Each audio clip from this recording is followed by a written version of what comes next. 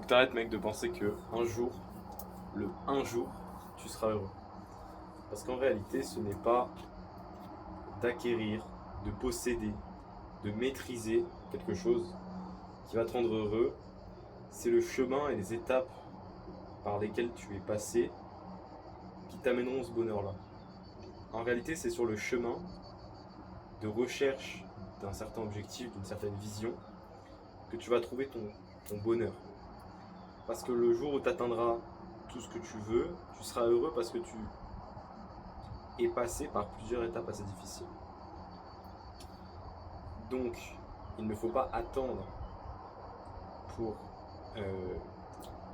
conscientiser que la vie est belle, qu'il faut être heureux, être reconnaissant de ce qui se passe chaque jour. Il ne faut pas attendre d'avoir ce cadre idyllique et ce mode de vie dont tu rêves, qui est, si tu m'écoutes et si t'es un mec qui est ancestral, c'est souvent la petite maison dans la prairie avec ta femme et tes vaches pour avoir ton lit cru qui spawn comme ça chaque matin. Mais n'attends pas d'avoir ce cadre pour être heureux. C'est un truc dont je me suis un peu perdu au début. C'est que pour moi, être heureux, enfin si on remonte à pas mal de temps, pour moi être heureux c'était quand j'allais être à la retraite en fait. Quand l'école et le taf c'était fini. Donc j'essaie de trouver toutes les combines possibles pour être à la retraite le plus vite possible, en oubliant d'apprécier le jour où j'étais, les jours qui suivaient, et tout ce que je faisais dans ma vie, tu vois. Et ça m'a juste amené à ne pas vivre l'instant présent, et ne pas forcément être heureux. Pas du tout même. Parce que, ok je théorisais, limite j'étais plus heureux quand je théorisais une vision, que quand j'agissais pour atteindre cette vision. Et j'étais dans la mauvaise situation. Pareil, une fois que j'ai commencé l'entrepreneuriat, je me suis dit ok, je vais être heureux quand j'aurai tant par mois. Je serai heureux quand cette tâche sera finie et que je pourrai automatiser ça. Ou quand j'étais encore à l'école, je suis heureux quand l'école sera finie. Mais c'est une grave erreur de penser ça, puisque je me suis rendu compte avec le temps que c'est le chemin qui rend heureux. Mais surtout c'est chaque jour déjà, à part si t'as vraiment rien branlé, que tu sors de la coquille de l'œuf, tu vois, donc du ventre de ta mère, et que bah, t'as vraiment rien dans ta vie, t'as toujours quelque chose dans ta vie. Et même quand t'as rien, t'as quand même ton esprit. Tant que t'as ton esprit et que t'as ta liberté de penser, bah, c'est autre chose, comment avoir sa liberté de penser. Mais tant que t'as ça, tant que t'as la capacité de produire de l'art, donc l'art de la pensée, ça suffit pour normalement être heureux. Dans la vie, il y a des hauts et des bas. Il y a des moments où forcément tu vas être plus malheureux que d'autres. Tu vas avoir des échecs, des réussites, des moments de bonheur intense, hardcore. Très récemment, j'ai commencé à être déprimé financièrement. Et dès que je faisais une vente, j'étais excessivement heureux. Mais heureux à un point dont j'ai peut-être été une dizaine de fois dans ma vie.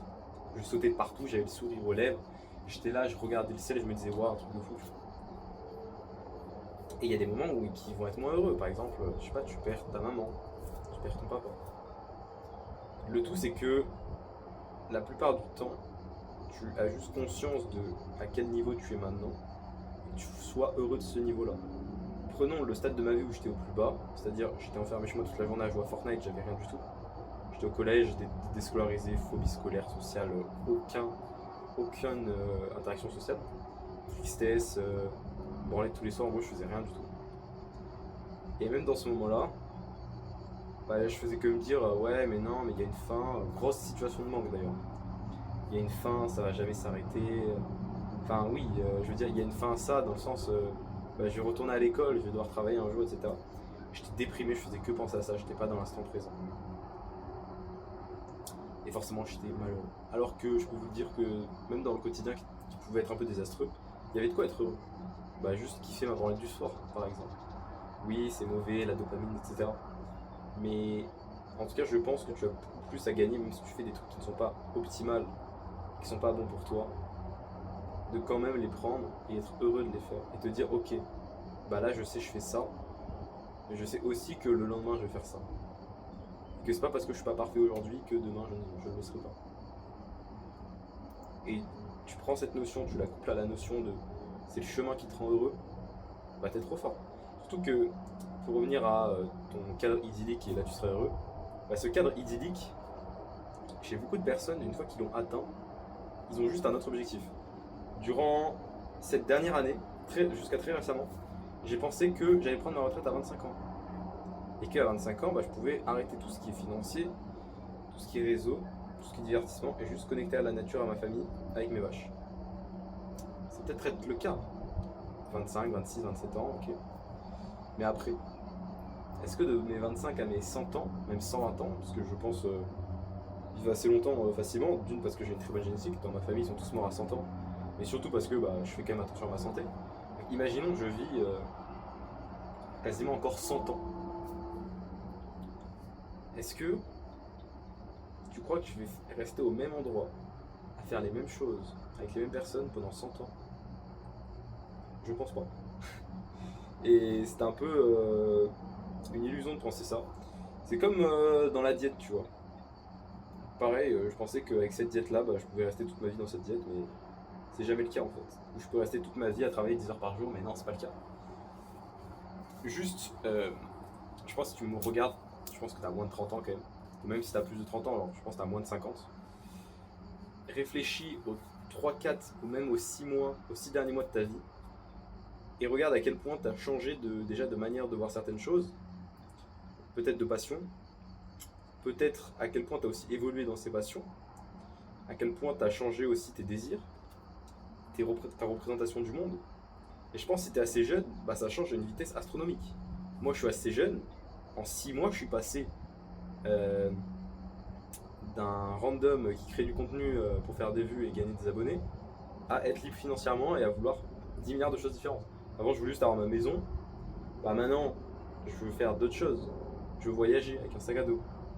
Tu vois, en fait, ta vision, elle évolue constamment. Et il faut pas penser que aussi ce soit une finalité. Dans le sens, ok, tu te dis, ouais, mais merde, si je fais ça comme ça, après, ce sera pas. Si je pourrais pas faire ça, l'exemple que je peux te donner, c'est les films. Il y a une période, je dirais il y a 6 mois, où je me suis remis pendant 1 ou 2 mois à regarder des films.